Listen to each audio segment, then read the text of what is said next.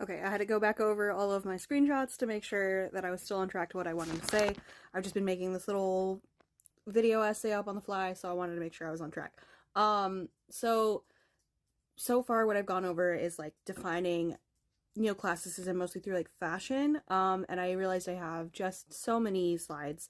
So I'm gonna try and trim it down a little bit to make this a little bit more concise. I am trying to keep this so I can cross post.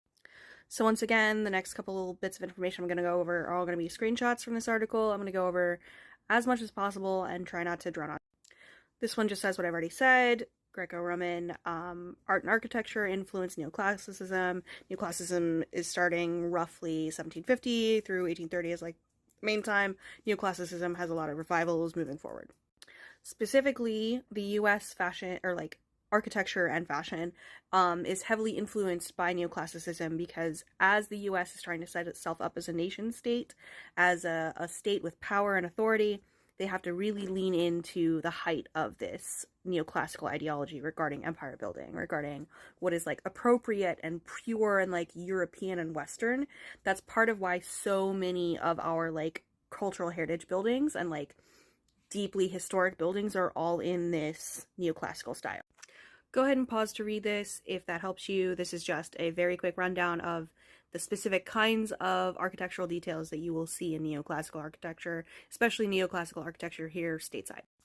Okay, so moving on to the next article, we've got this one. I highlighted the date. I forget exactly what year it was, but it is pre-2025. I believe it's pre-2024, potentially even pre-2020. Anyway, so this is going into a little bit more depth on like why specifically Trump's focus on neoclassical architecture is actually propaganda.